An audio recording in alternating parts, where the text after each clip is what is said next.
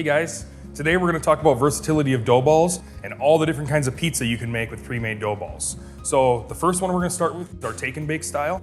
What we're going to do is we're going to start with using our proof dough ball. I've had this in the fridge for 2 days and now it's been on the counter for about a half an hour, so it's nice and soft. Put a little flour down so we got something to work with. Put some flour on top of the dough ball. So first thing we're going to do, we're going to put a little edge on this pizza all the way around. Just work around nice like that. We're gonna pick this bad boy up and you're just gonna hang it right on your knuckles. So this is super easy for beginners, veterans, anybody can do this. Start working the dough ball around and start stretching it. So once we get it stretched, all you're gonna wanna simply do is set it into this take and bake tray. And you can see the edge here. You don't wanna go over the top of the flat edge. You just wanna keep your crust right inside of there. Just kind of press it into the corner. Make sure you get the air bubbles out that are underneath. They can take this right out the door and have an awesome pizza the next day or even a couple days after. So one really good option for dough balls. Moving on, we're gonna do the infamous Detroit style pizza. So when we start with that, you're just gonna wanna thaw your dough ball. You don't wanna have necessarily a very, very proof dough ball because we're gonna proof it in the pan. So Detroit style is known for being in a rectangle or like a square, deep, hard anodized pan. Part of the Detroit style is butter or margarine. But all we're gonna do is brush this all over the pan.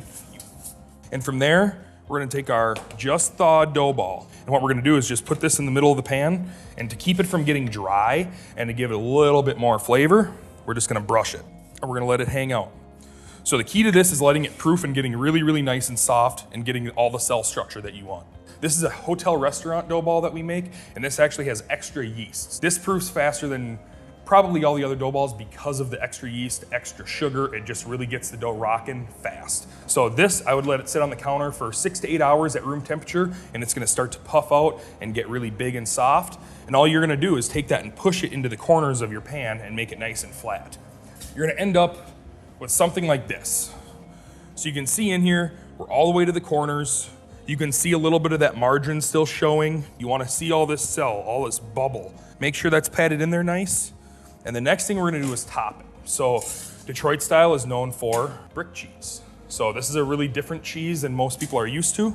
And all you do is sprinkle this on, and you want this right on the dough. And the key is that you want the stuff to stick to the pan. You want it to caramelize on the edge. So you can see all your brick cheese is laid in there. You got lots of it in there. Next step, we're gonna rock the sauce. And all we're gonna do is just take this and bring it diagonal across the pizza. Kind of make rows of sauce, if you will. Nice hearty tomato sauce, good flavor, nice spice notes, a little bit of garlic in there. And we're gonna go pretty traditional on this Detroit style. We're gonna do the pepperoni. We're not gonna put pepperoni all over. We're just gonna go in between the rows of sauce. So you just kind of wanna fill that in.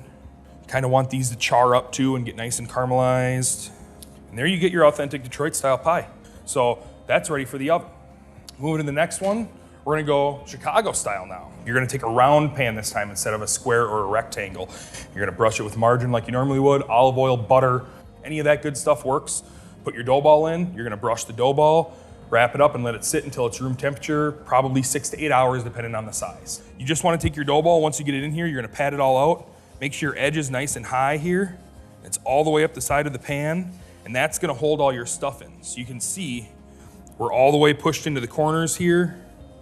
The dough doesn't really give anywhere. It's nice and tight in there, and you have this thick raised edge that goes all the way around. So that's perfect, that's what we want. Keeping with the traditional Chicago style, we're gonna use raw sausage. So that way, as soon as that dough starts turning into crust, you're gonna get a nice, meaty flavor. All of that is gonna soak in to your crust as it goes. And then just work it along the dough, okay? You're not gonna really get rid of any cell structure. This is really, really proofed up nice, and it's gonna have really, really good cell structure when it comes out. It'll be light and airy and real buttery and crisp on the bottom, but this all does take time. So make sure you give yourself enough time to make this. You won't be disappointed. This is a killer pizza. Not many people can pull this off outside of Chicago. And if you can, you'll get people coming back all the time. Patty that all in there nice and tight. And next up is the cheese. We want the cheese underneath the sauce. Don't be shy with the cheese. You really don't want to see any sausage. You want it to be like a layer of cheese. We're using shredded today, but in the past I've used sliced cheese. That works really good too. You can lay it in here. So we got a nice layer of cheese in there. Last thing we're gonna do is we're gonna put the sauce over the top.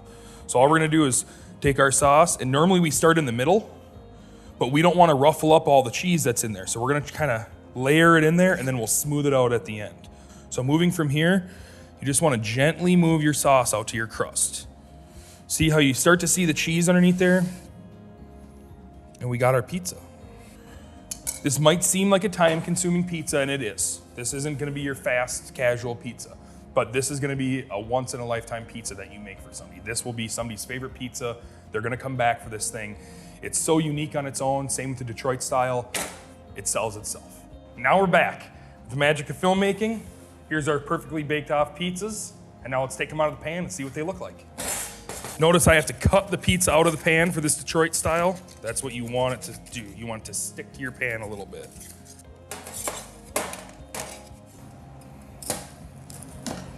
Now you see, we get that nice caramelization out here. It's almost black. It won't taste burnt, but it's very, very close, right? When we open it up, you can see all your nice cell structure. Nice big open crumbs, open cells. You get all the cheese soaks down into the bread a little bit. Top is nice and golden brown. This is a perfect pizza. Doesn't get better than that. And going over to our Chicago style, we're gonna open this up. You get a nice cross section of that pie. Look how thick it is and delicious. The sausage is perfect. The crust is perfect. Everything still stayed intact, and it is beautiful.